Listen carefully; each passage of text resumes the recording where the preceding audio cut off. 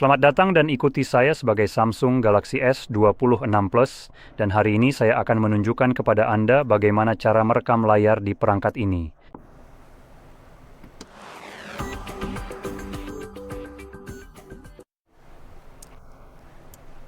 Jadi untuk memulai, Anda perlu mengusap layar ke bawah dari bagian atas dan pastikan Anda melakukannya dari sisi kanan atas.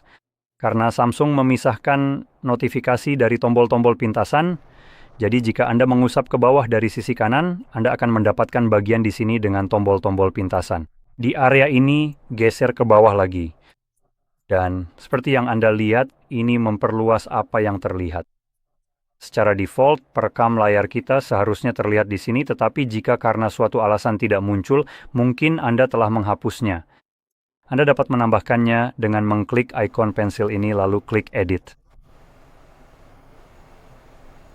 Dan di mana tombol tambah?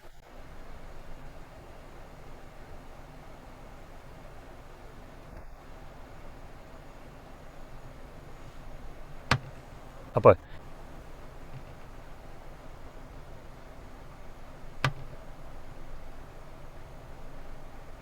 Oke, jadi sepertinya cara menambahkan tombol pengalis sekarang agak sedikit bermasalah. Jadi, alih-alih menambahkannya di sini seperti biasanya, sekarang kita harus menggulir ke bawah dan memilih tambahkan kontrol. Ini agak tercampur dengan yang lain yang mungkin bisa dianggap sebagai widget atau semacamnya. Jadi, Anda akan mencari perekam layar Anda, yang kemungkinan besar ada di bagian capture di sini. Kita memang punya opsi untuk mengambil screenshot, dan saya sudah bisa melihatnya di sini. Jadi memang ada di bawah bagian capture. Jadi memang sudah dikategorikan, tapi kamu bisa lihat ada banyak sekali pilihan berbeda dan itu memakan banyak tempat. Jadi coba cari saja.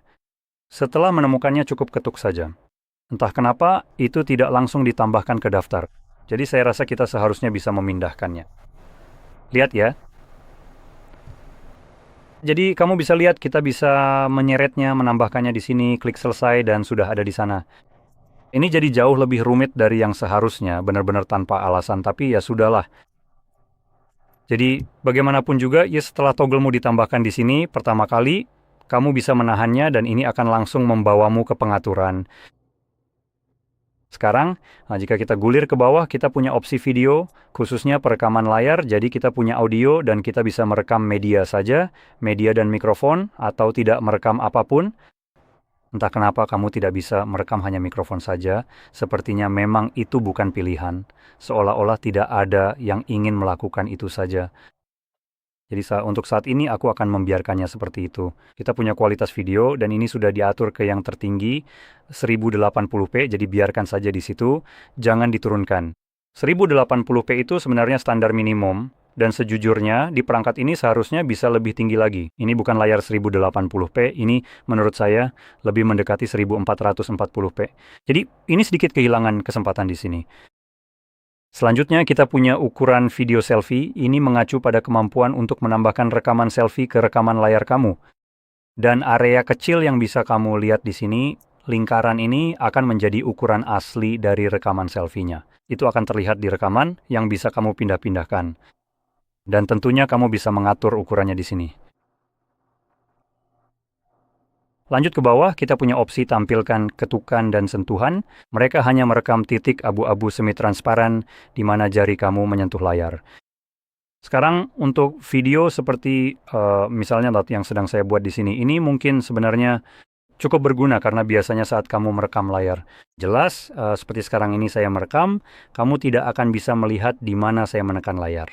Saya hanya akan seperti, apakah dia akan melihat semacam sorotan saat misalnya disentuh kan? Tapi dengan opsi ini, akan benar-benar terlihat lingkaran di mana jari saya berada.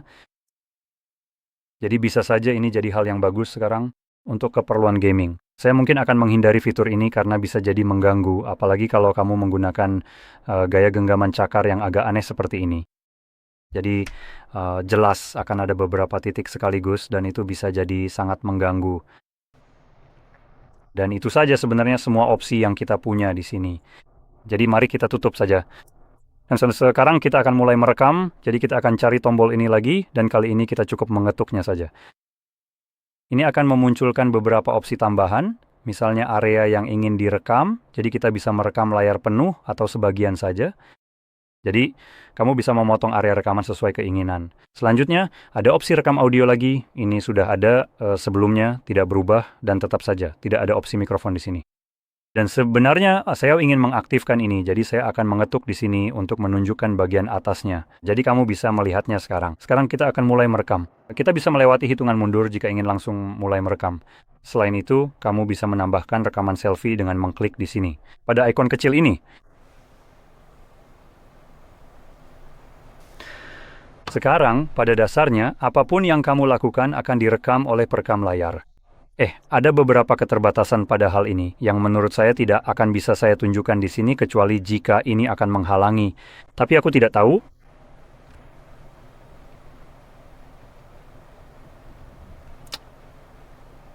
Sepertinya saya tidak bisa melanjutkan tanpa terhubung ke jaringan. Wow. Oke. Kurasa kita akan lihat apakah itu terekam atau tidak. Saat ini saya belum bisa memastikan.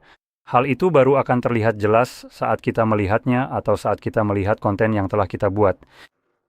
Jadi, aku juga akan mengecek ini. Jadi, aku punya sesuatu untuk ditunjukkan. Dan dari situ kita bisa klik kotak di sini untuk menghentikan perekaman. Apa-apaan sih sebenarnya? Jadi setelah kamu merekam layar, kamu bisa menemukannya di galeri atau di foto, tergantung mana yang biasa kamu gunakan. Saya biasanya lebih suka menghindari Google Photos, jadi sekarang saya akan tetap menggunakan galeri. Di sini kamu bisa melihat pada tab pertama, yaitu foto. Ini sebenarnya akan memuat setiap potongan media yang kamu miliki di perangkatmu. Jadi jika kamu mencoba mencari rekaman layar yang lebih lama, mungkin akan sedikit sulit. Karena benar-benar tercampur dengan semua hal lain yang ada di ponselmu. Tapi kita bisa navigasi ke album, dan di sini seharusnya ada satu yang bernama rekaman layar. Sekarang, di sini kamu akan menemukan itu saja, jadi ini membuatnya sangat mudah untuk menemukan rekaman layar kamu yang spesifik. Jadi di sini saya akan menekannya agar kita bisa mulai menontonnya. Dan saat ini sedang diputar ulang, semoga saya bisa menunjukkan sedikit keterbatasan yang tadi saya coba rekam, tapi saya tidak tahu apakah itu akan mungkin di sini. Mari kita lihat.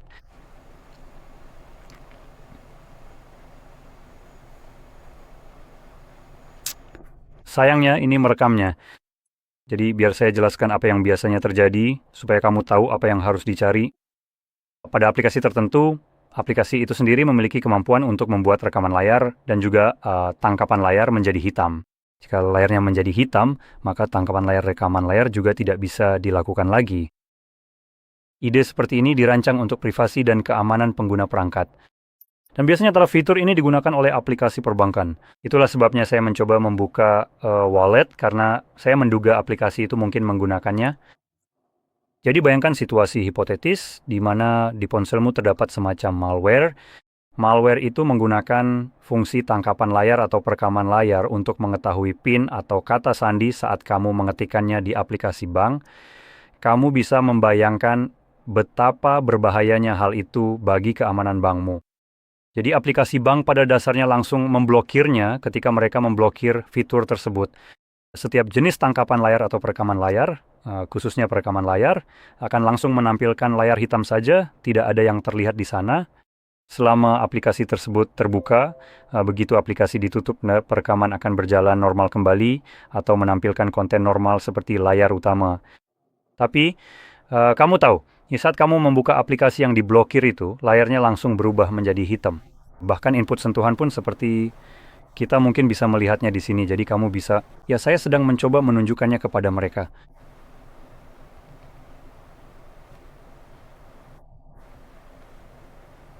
Dan kamu bisa melihatnya sebentar. Nah itu dia. Jadi disitulah jari saya menekan.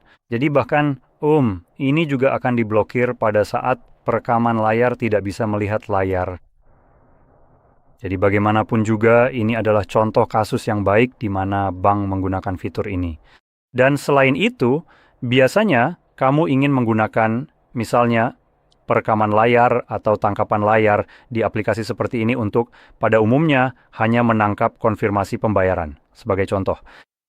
Jadi bank memberikan cara alternatif untuk mendapatkan konfirmasi pembayaran yang bisa kamu bagikan, yang bisa kamu unduh sebagai file PDF. Sekarang fitur ini secara khusus juga akan dimanfaatkan oleh pihak-pihak jahat. Yang saya maksud adalah hal-hal seperti Spotify, Netflix, dan platform streaming lain yang membagikan konten seperti film, acara, atau musik di luar YouTube. YouTube tidak peduli, dan itu bagus. Dan dalam hal ini saya agak membatasi karena Samsung memang tidak menyertakan ini, tapi sebagian besar perangkat lain seperti Xiaomi misalnya sudah memiliki Netflix yang terpasang secara bawaan. Namun saya adalah orang yang sebenarnya tidak pernah memiliki akun Netflix. Saya tidak pernah punya akun, tidak berencana untuk punya, dan biasanya saya juga tidak menginstal aplikasi ini di ponsel saya. Sebenarnya bukan biasanya, saya memang tidak melakukannya. Jadi saya ingin memperjelas ini karena saya tidak memiliki akun, sehingga saya juga tidak pernah menyetujui syarat dan ketentuan penggunaan. Aplikasi ini seperti yang saya katakan sudah terpasang di sebagian besar perangkat.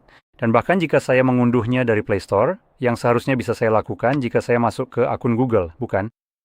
Dengan mengunduhnya, saya rasa saya sebenarnya tidak benar-benar menyetujui apapun, dan apalagi jika sebuah aplikasi sudah terpasang dari awal, jelas saya sendiri tidak pernah menginstalnya. Jadi, bahkan hal itu pun tidak berlaku.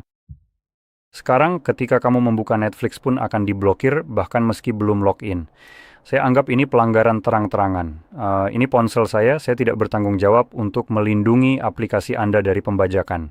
Dia, hanya kamu, bukan hanya aku, yang bisa menggunakan perangkatku sedemikian rupa, sehingga kamu bisa membuat Netflix kesal dan karena tindakan spesifik yang dilakukan Netflix itu. Saya akan mengajari Anda beberapa cara untuk menghindari hal ini, mungkin bukan menghindarinya sepenuhnya, tetapi menemukan alternatif lain. Karena, mari kita jujur saja, perusahaan apapun yang melanggar hakmu untuk menggunakan ponselmu hanya karena mereka takut pembajakan, bisa pergi ke neraka. Ini bukan tanggung jawabmu untuk melakukan hal itu. Kamu membayar mereka untuk menggunakan konten sialan itu.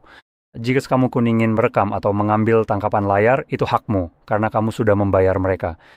Mereka bisa pergi ke neraka kalau mereka tidak suka. Jadi, untuk tujuan khusus itu. Saya akan menunjukkan kepada Anda bagaimana menemukan tempat lain di mana Anda bisa melihat konten seperti ini dan tentunya merekam atau mengambil screenshot-nya. Nah, saya tidak akan menunjukkan secara persis kemana harus pergi karena saat saya pernah melakukannya sebelumnya, situsnya langsung ditutup. Saya tidak tahu apakah itu karena saya atau hanya kebetulan, tapi ya, itu salah satu situs yang saya tunjukkan waktu itu. Dan situs-situs lain yang saya cek sendiri masih beroperasi sampai sekarang.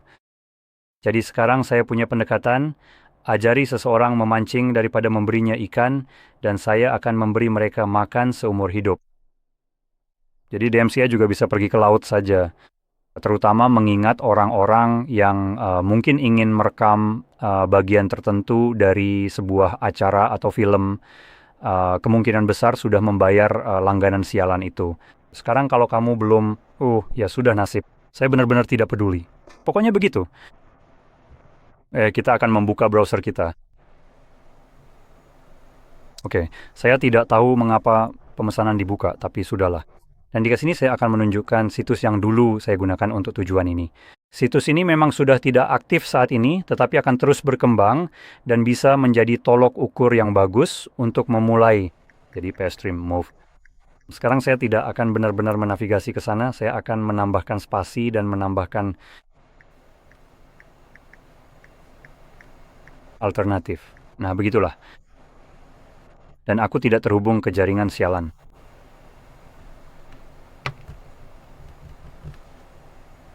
Dan begitulah kira-kira. Sekarang abaikan omong kosong tentang AI itu. Seperti yang Anda lihat ini memberikan saran seperti MyFlixer, entah apa itu. Tapi saya juga pernah melihat yang lebih konyol lagi yang sekarang tidak tercantum.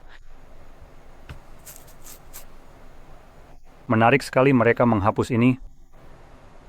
Sejujurnya saya lupa namanya. Wow, Roku. Alternatif yang bagus. Pergi sana Google persetan denganmu. Pokoknya mari kita minimalkan saja omong kosong ini. Kita akan mencari Reddit, karena biasanya di sanalah kamu ingin mencari jawaban yang tampaknya masuk akal untuk pertanyaanmu. Google Game ini bukanlah tempatnya. Google sebagai mesin pencari benar-benar payah dan sekarang tidak akan benar-benar menjawab pencarianmu seperti dulu. Jadi, pada titik ini, kamu bisa mengandalkan situs lain mungkin seperti Yandex untuk menemukan hal-hal seperti ini atau di Reddit yang cukup bagus. Dan jika saya masuk ke sini, r/piracy, secara teknis ini sebenarnya bukan pembajakan. Kalau dipikir-pikir, kamu hanya menonton kontennya saja. Dan apalagi kalau kamu membayarnya dan aplikasi ini tidak dibuat jadi jelek, hey, kamu memang membayarnya. Jadi kamu juga bisa mencari tempat lain untuk menonton konten itu yang berjalan lebih baik daripada tempat resminya. Dan kalau kamu membayarnya, menurutku itu benar-benar tidak masalah. Bagaimanapun, kamu bisa melihat beberapa tautan berbeda di sini. Jadi itu beberapa opsi yang tersedia, dan tergantung bagaimana kamu mencari sesuatu. Sebagai contoh, jika kamu mencari sesuatu seperti alternatif gratis Netflix, kamu juga bisa menemukan sesuatu dari Reddit. Saya sendiri menemukan istilah khusus di sebuah daftar lengkap yang berisi lebih dari 20 situs berbeda yang bisa kamu kunjungi. Semuanya tampaknya berfungsi, ada yang lebih baik, ada yang lebih buruk. Jujur saja, tidak ada satupun yang benar-benar sempurna. Beberapa akan menampilkan iklan yang mengganggu terus-menerus, jadi ingatlah itu setiap kali kamu menyentuh layar, tiba-tiba saja muncul tab baru untuk iklan. Saya tahu ini memang yang paling menyebalkan, tapi bagaimanapun juga, karena begitu kamu menemukan situs manapun yang ingin kamu gunakan untuk ini, kamu bisa melihat konten apa saja dari platform apapun. Kamu tidak perlu membayar apapun di sana, bahkan tidak perlu membuat akun.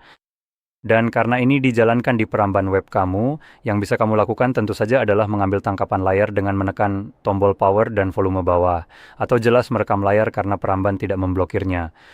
Sekarang, ketika kamu ingin mencoba merekam sesuatu seperti musik dari Spotify, yang mana Spotify juga memblokirnya, alternatifnya, satu-satunya hal yang bisa kamu lakukan dengan sangat mudah adalah cukup membuka YouTube. Dan YouTube tidak memblokirnya dan juga memutar musik, jadi kamu bisa langsung menggunakannya. Agak ironis bahwa Spotify yang secara harfiah memulai model bisnisnya dengan menggunakan LimeWire untuk benar-benar mengambil seluruh musik di internet dengan cara membajak, sekarang justru bermasalah dengan pembajakan. Dan mencoba menggunakan kamu sebagai cara untuk mencegah hal itu terjadi.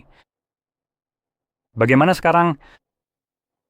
Jadi jelas, kamu bisa menggunakan hal-hal yang lebih baik. Coba cek reference jika kamu tertarik, ada alternatif yang bagus, Spotify. Ada banyak aplikasi berbeda di sana yang semuanya sudah ditingkatkan, iklan dihapus, dan semua hal menyebalkan itu gratis. Ngerti kan? Jadi intinya seperti itu. Saya harap video ini bermanfaat untukmu, dan jika iya, jangan lupa untuk klik, like, subscribe, dan terima kasih sudah menonton.